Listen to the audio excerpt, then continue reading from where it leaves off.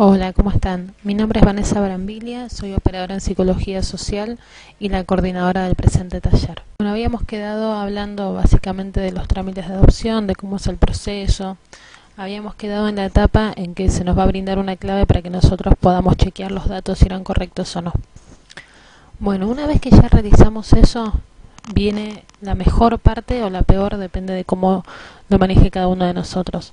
La mejor parte en cuanto a qué, a que lo que son trámites ya están hechos, es decir, nosotros ahora tenemos que esperar, ¿sí? Ya la primera parte está, ya nuestra carpeta fue aprobada, eso quiere decir que estamos en condiciones de ser padres de algún niño o varios, depende de nuestra decisión, de nuestro deseo, de nuestro anhelo. Entonces, sigue una etapa donde cada uno de nosotros tiene que manejar muy bien sus ansiedades. Hay quienes recurren a grupos, hay quienes participan en seminarios como este, hay quienes deciden transitarlo acompañado de su familia, pero no de otras personas que estén también en la misma situación. Eso es muy personal, ¿sí? Cada uno puede manejarlo como quiere.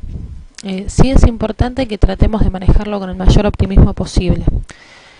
En primera instancia, nosotros cuando decidimos adoptar, nos pasan muchas cosas por la cabeza, ¿sí? Cada uno de nosotros decidimos adoptar por diferentes motivos, los cuales son absolutamente personales y son todos respetables. ¿Qué pasa? Dependiendo de ese motivo va a ser el nivel de ansiedad que cada uno de nosotros tengamos. No es lo mismo una persona que lleva muchos años, ¿sí? Igual cuando uno está esperando, no se puede medir en muchos, ¿sí? O sea, mucho puede ser un mes, 2 meses, un año, 5, no es algo que se pueda medir. Entonces, si nosotros sumamos la cantidad de años de espera al tiempo que nos llevó el proceso de decidir adoptar, lógicamente va a ser muchísimo tiempo. Entonces, es fundamental que nosotros sepamos que la espera inicia el día que ingresó nuestra carpeta, ¿sí? Que seamos positivos, que entendamos que bueno, que seguramente hay un niño o dos, o los que nosotros deseamos y nos sentimos capaces de cuidar, que nos están esperando. Sí, yo sé que dicho así suena simple, pero en realidad es así, o sea, funciona de esa manera. También tenemos que ver de qué tipo de gente nos rodeamos. ¿En qué sentido? Hay muchas fundaciones y ONG y demás que dicen ayudar, pero en un punto no es tan así. Entonces también sepamos que bueno, que es un proceso donde nos podemos topar con todo tipo de gente, como todo lo que hacemos en la vida.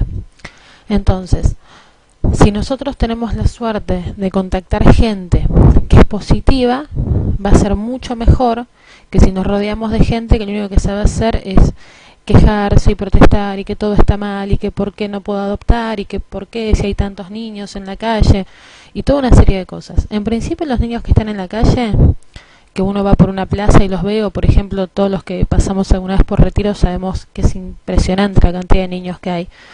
Tenemos que darnos cuenta que esos niños no están en situación de adoptabilidad. ¿Qué quiere decir esto? Esto quiere decir que estos niños tienen contacto con sus progenitores, independientemente de la situación en la que se encuentran, ¿sí? Por lo tanto, no pueden ser adoptados. Por otra parte, siempre escuchamos que se habla de que en los hogares está lleno de niños, que cómo puede ser, que es una barbaridad. Bueno, bien, sí, obviamente que es una locura y que todos deseamos que esos niños estén la menor porción de tiempo, por decirlo de alguna manera, en esa situación.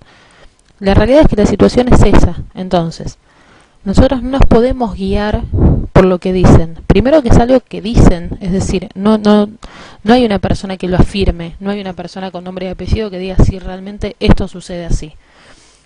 Creo que la mayoría de nosotros fuimos a un hogar o conocemos a alguien que ha sido un hogar.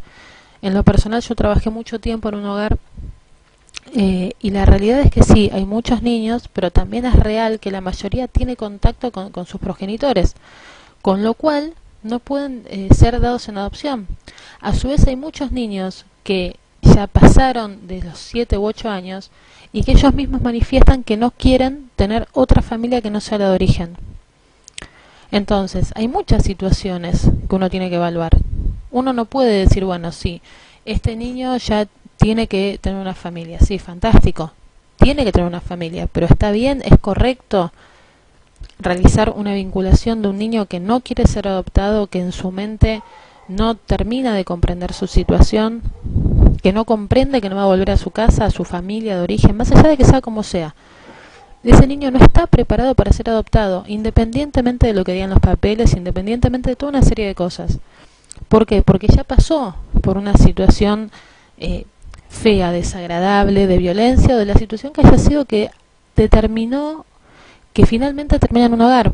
Entonces, ese niño en el momento en que tenga otra familia, tiene que ser algo que él se sienta bien, ¿sí? Que él esté preparado para eso. Entonces, en principio en los hogares no hay una persona, por lo menos en la gran mayoría, no hay una persona que haga este tipo de trabajo, ¿sí? Que evalúe cuál es la situación del niño, si el niño entiende que no va a volver a tener vínculo con su familia de origen o no, ¿sí? Entonces, a la hora de dar un niño en adopción, hay que evaluar muchísimas cosas. Mucha gente cree que solamente papeles, y no, no es así, ¿sí?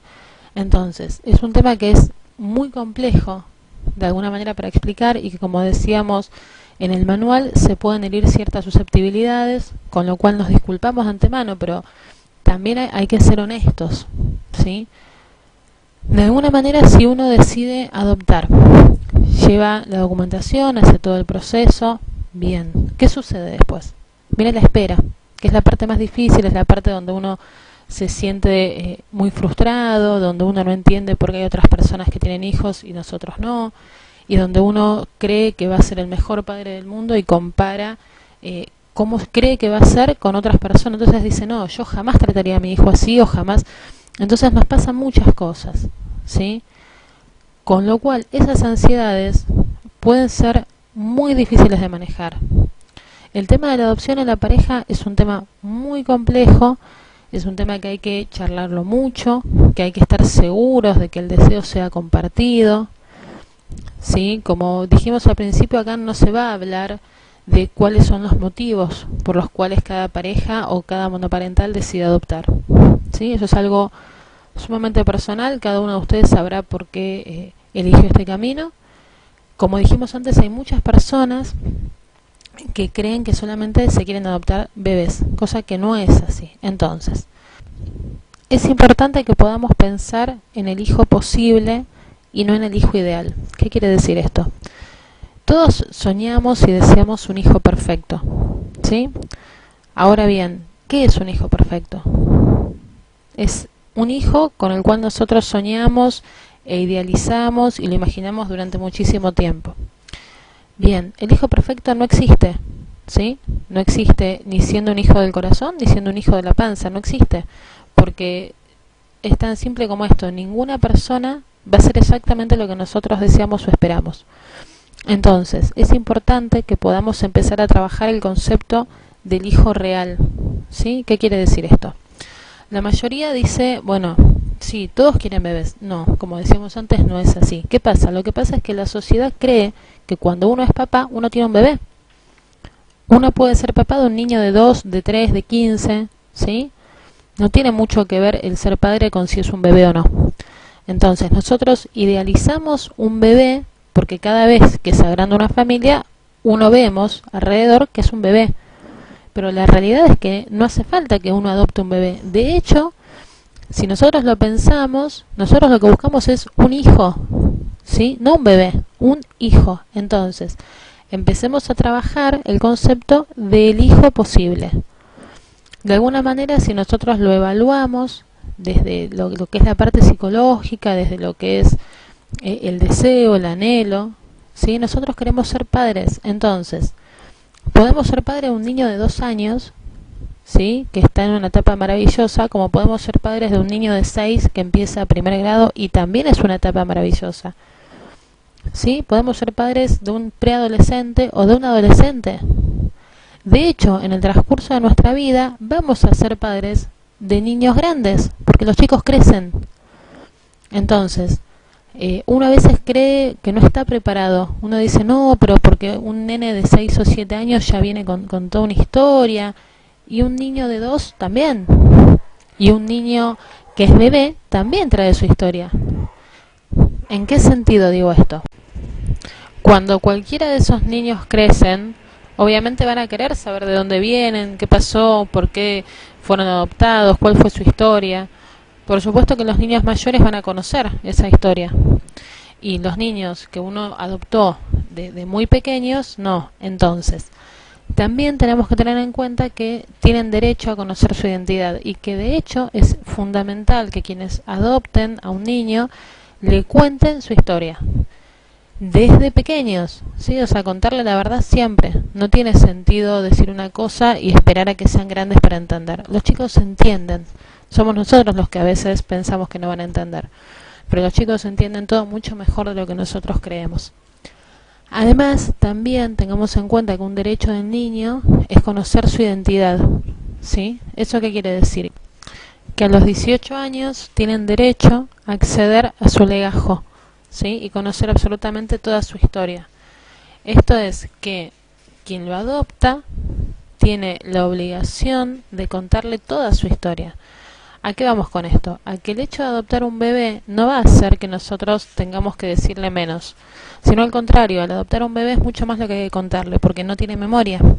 En cambio, un niño de 5 años, 7 o 10 o 15, por supuesto que va a tener un registro de todo lo que sucedió. ¿Sí? Eso es algo que también tenemos que tener en cuenta. Asimismo, es fundamental que sepa la verdad desde el momento en que llega a nuestra casa, a nuestra vida, ¿sí?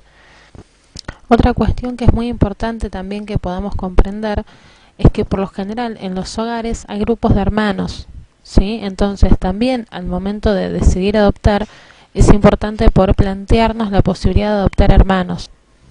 En algunos casos, cuando son por ejemplo 5 hermanos o 6 o más, lo que se hace es que quizás puede pasar que se entreguen 2 a una familia y el resto se va dividiendo entre diferentes familias, pero se pide que haya un vínculo entre las familias, ¿sí? Es decir, que los niños no dejen de frecuentarse, que puedan verse los fines de semana o quizás en alguna fecha puntual, pero que sigan teniendo ese vínculo. Eso es fundamental, es sumamente importante. Bien, hasta aquí va a ser lo que vamos a ver en la clase de hoy y les pido que por favor si tienen alguna duda o consulta la vayan subiendo al foro. Gracias.